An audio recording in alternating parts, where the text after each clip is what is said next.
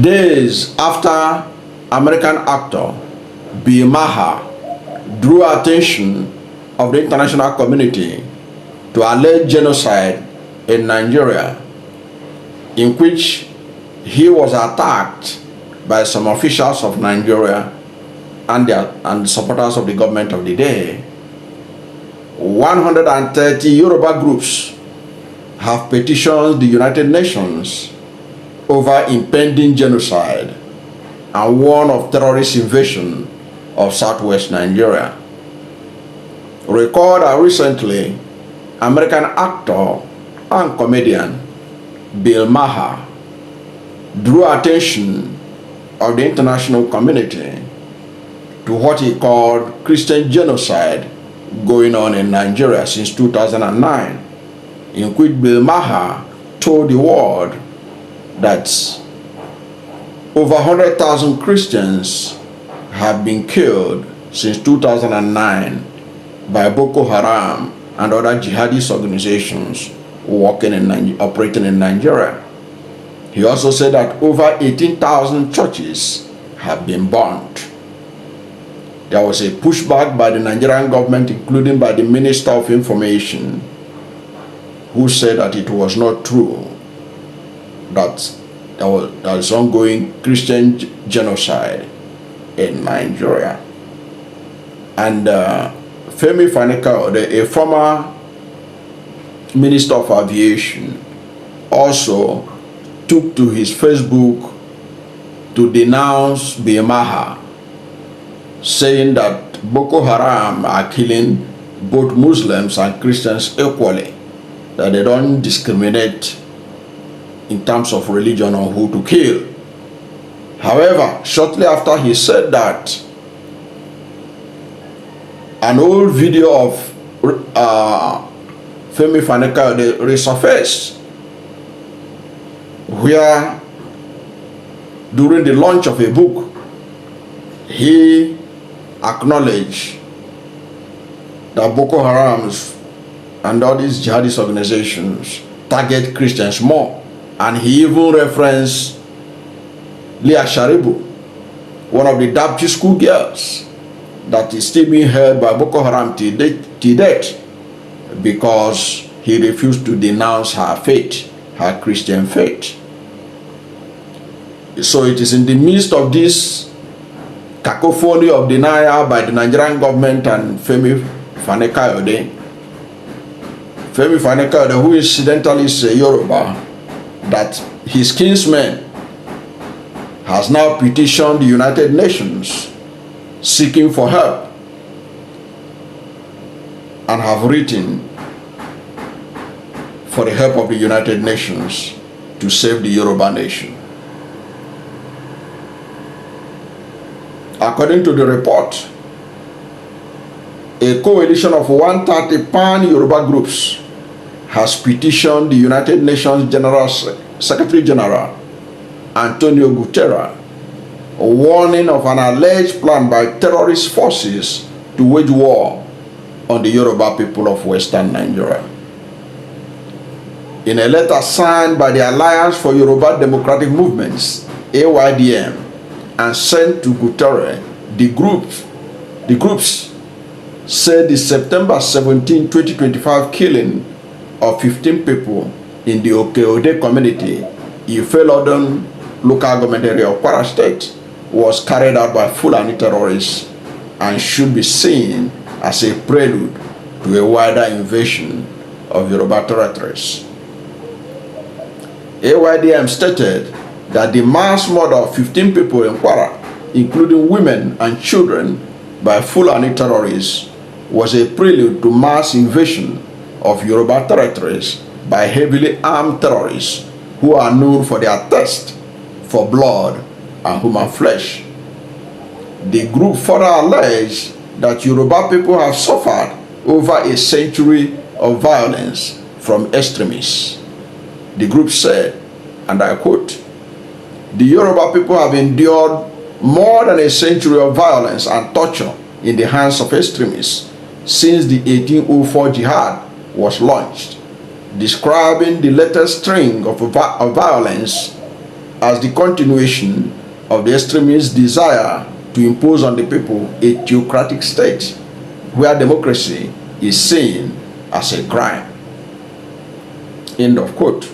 According to the AYDM, Nigerian security operatives were compromised while some political actors allegedly colluded with the terrorists, making resolution of the crisis difficult.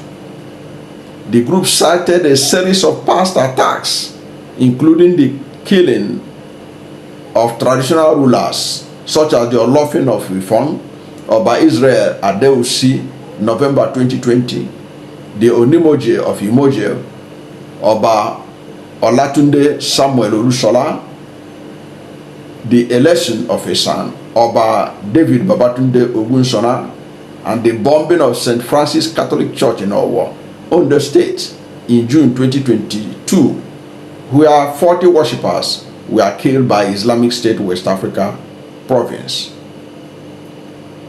ADM General Secretary Popola Ajayi, who signed the petition, warned that the United Nations Secretary General, the time to act is near. Unprecedented killings that may be comparable to Rwanda is about to happen in Nigeria. It is the struggle between indigenous peoples and terrorists who unfortunately now have a strong hold across indigenous territories where they have seized and occupied, waiting for the whistle of terror for them to unleash mayhem, killings, and misery on our people. Now, this petition, according to this report, was endorsed by several groups, including Odua People's Congress, New Era, Odua Nationalist Coalition, ONAC, Network for Yoruba Alliance, NENA, Southwest Professional Forum, SOWPROF,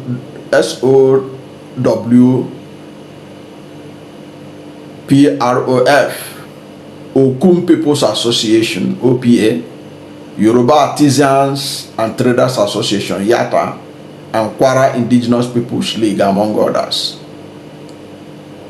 The group stress that the Yoruba people are peace-loving. We detest violence, but we are not going to watch helplessly the killing of our people by rogues and armed bandits while the national and the international authorities do nothing. The United Nations need to be proactive.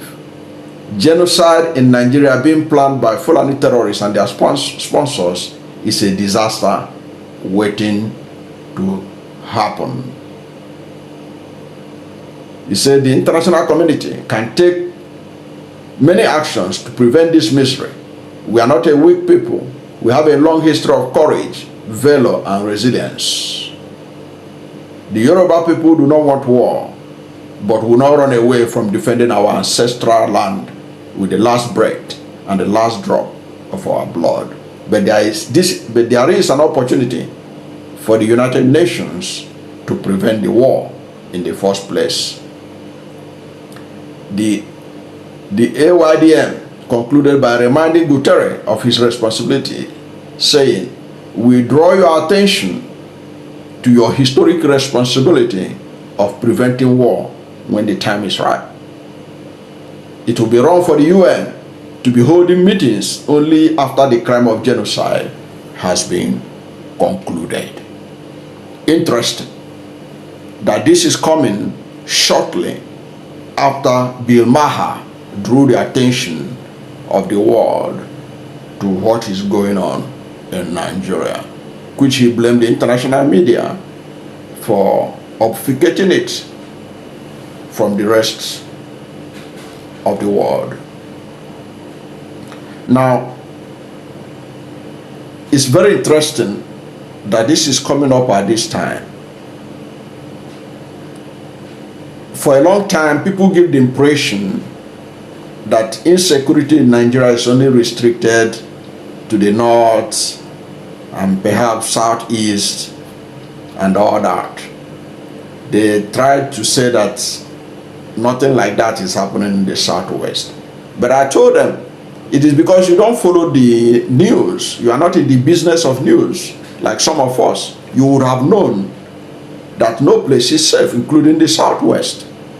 If you are in doubt, I will show you the report by the Punch newspaper, carried by other newspapers, including the Tribune. These are southwest newspapers, in which last year, the Yoruba farmers of southwest were in a position that they cannot go to their farms because of clashes with herdsmen. What did they do? What they did was to reach a truce. They signed a peace accord with Metiala. Can you imagine that? Yoruba land, as they keep telling us, belong to Yoruba people. That's their ancestral land. But last year, Yoruba farmers cannot go to their farm in peace because of cattle headers that are not from Yoruba land. And what did Yoruba farmers do? And what did their government do? What did the federal government do? The whole of the Southwest farmers, under the Association of Southwest Farmers, went to Metiala to sign a peace accord to be able to go to their farm in peace. I'll put this screenshot of that accord signing ceremony, peace accord, in Yoruba land, in their ancestral land. Somebody came all the way. Whether the headers are even Nigerians, we don't know.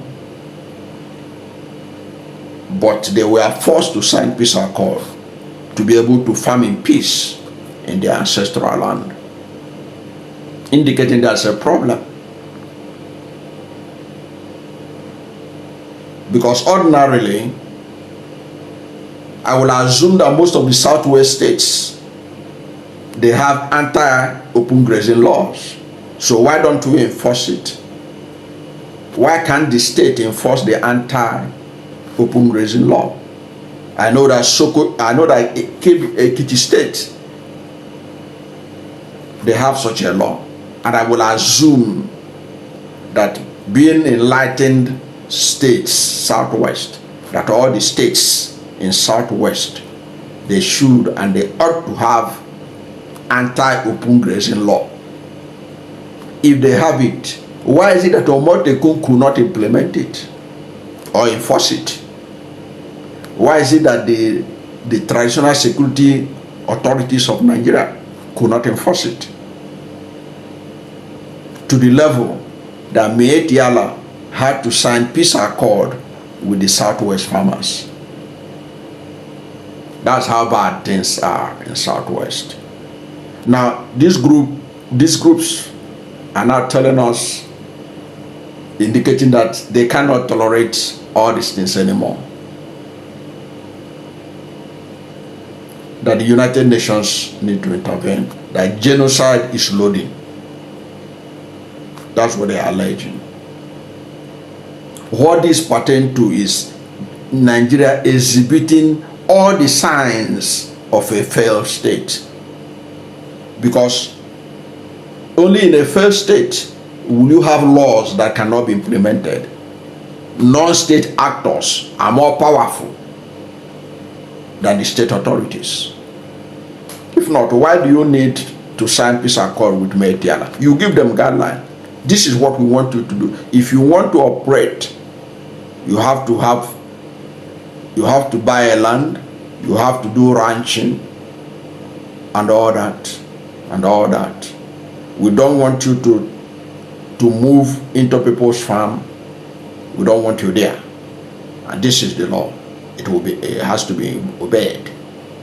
If you don't want to obey these laws, you can take it to other states where they have open grazing as a system of livestock rearing.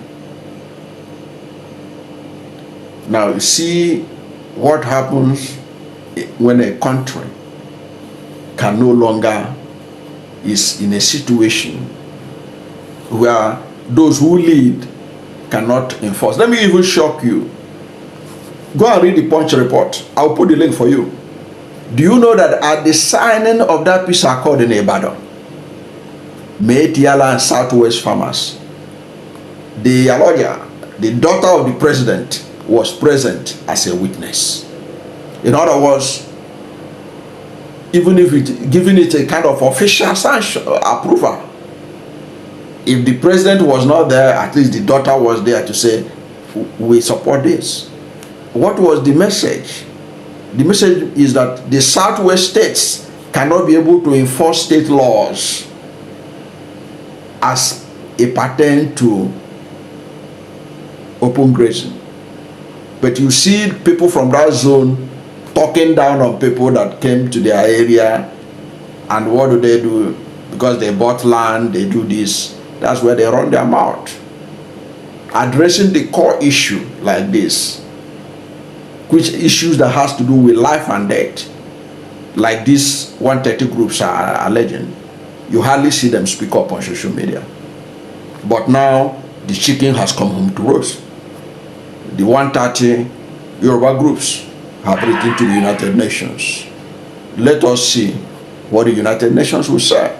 Let us see whether there will be any reaction, even from the Nigerian government, to this matter. I doubt if they will react. After all, when Sunday Igboho, after all the charges against him was dropped, all the charges, including treasonable felony and all that, was dropped. The next time we saw Sunday Igboho was to submit a letter for the independence of Yoruba nation at the office of the Prime Minister of Britain at 10 Downing Street. To date, the federal government led by President Bola Ahmed Tinubu didn't say anything. So this may be one of those issues that the government may not have to say anything at all, because they serve there for political correctness.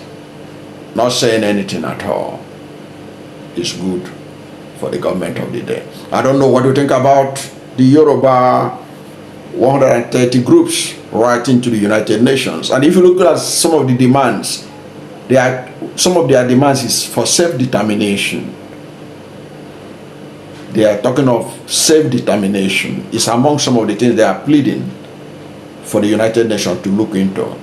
That they have a right to self-determination. But whatever is your position on this vast issue, let's hear from you at the comment section. Thank you for watching this video, and if you are new to my channel, you have not yet subscribed to my channel, please subscribe to my channel, hit the subscription button, hit the notification bell. When you subscribe to my channel and hit the notification bell, anytime I have a new video, you will be among the first to know. God bless you. And please don't forget to like this video, because when you like it, God will rank it high and recommend it for more people. Thank you, and God bless you and yours.